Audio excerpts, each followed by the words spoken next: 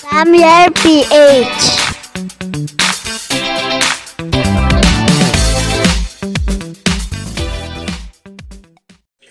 Hi guys, welcome back to my channel. For today's video guys, update ko kayo dun sa ating pinagpag ng mga railings last time guys. Yan, bali, eto na sila guys, pa 2 days na to. Ayan, kung makikita nyo naman guys, okay naman sila. Wala pang mortality guys na nakita ko dito sa ating mga railings. Yan, kung ano yung pinagpag natin last time guys, same pa rin sila, yun pa rin sila. Wala namang nabawas.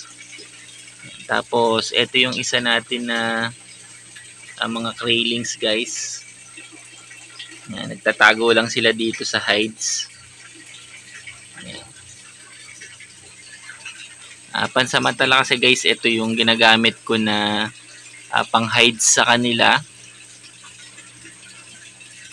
Pagkatapos 2 weeks, yan, ililipat na natin yan sa rep tab para mas mabilis silang lumaki.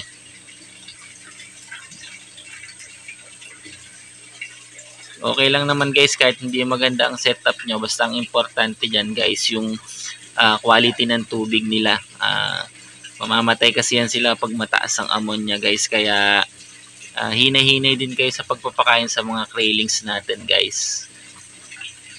Ito kasi yung natirang to, mamaya isasaipon ko na yan para hindi yan mag-cause ng mataas na ammonia guys. Ito namang isa yan, ubos na ubos yung kanilang binigay ko na PO2.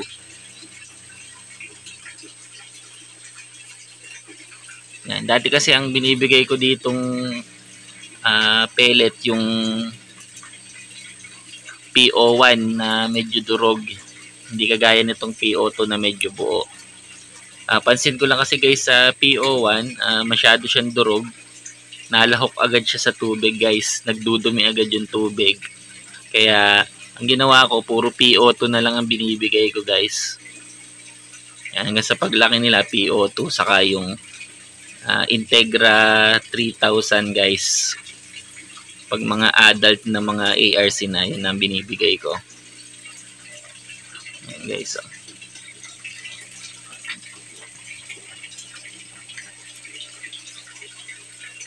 Doon nga pala sa mga nagtatanong guys na bakit pag nagpapagpag sila namamatay yung mga railings nila.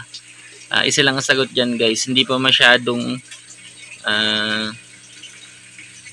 evolve yung inyong mga railings or hindi pa talaga totally develop yung mga railings na pinapagpag nyo guys.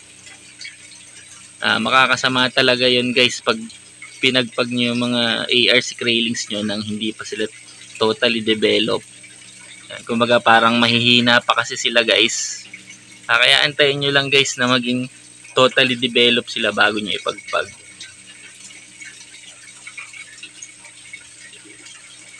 Sa experience ko kasi guys, wala pa naman nangyayari sa akin na ganun. Kasi nga, tinitingnan ko maigi kung fully developed na yung aking mga railings bago ko sila ipagpag.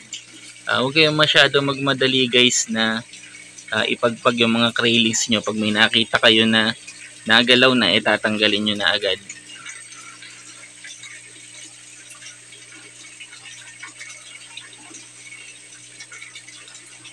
Ako naman guys, kaya minsan minamadali kong ipagpag guys, kasi pag nakikita ko na kinakain na nung mother ARC niya yung mga railings niya, yun, nagdi-decide na ako guys na ipagpag kasi nga baka maubos yung mga railings natin.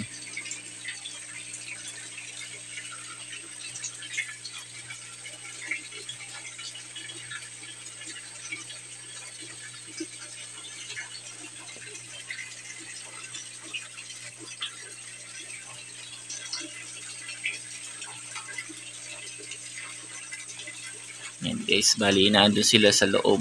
Yan, hindi lang masyadong kita yung iba, pero yan guys, ang dami niyan.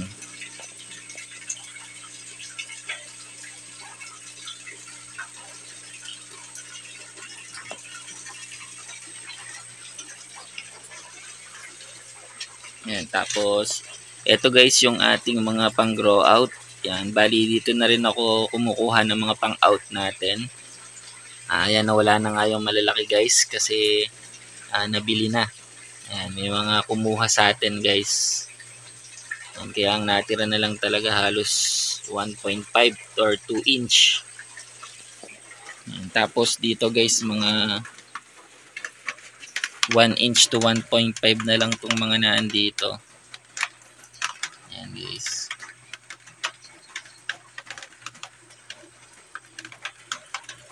Talagang ubos yung mga malalaki natin guys. Ang dami kasi naghahanap. Kasi gusto ng iba ay malaki na yung kunin nila ng mga ARC para nga naman mag-iitlog na agad. Kaya ang natitira na lang natin dito guys mga craylings. Ayan, saka dito guys.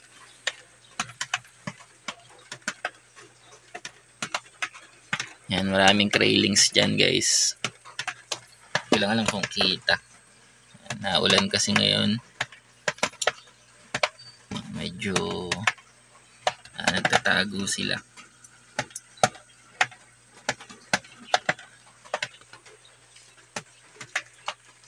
Guys, tapos ito nga pala yung red ear sliders natin guys. Ayan, hindi natin siya napapakita sa video natin. Ngayon lang ulit. Ayan, medyo malaki na sila guys.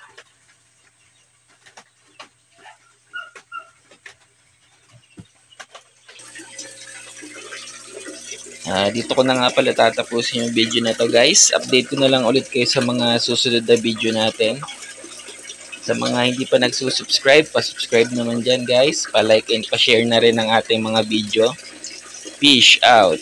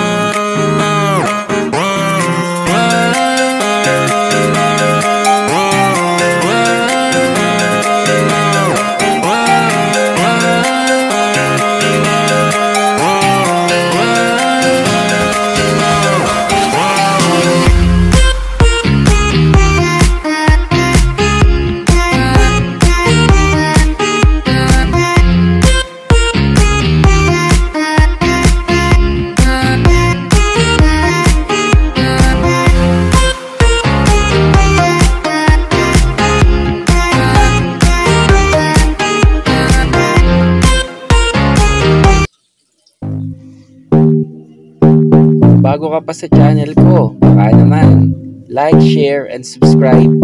Salamat!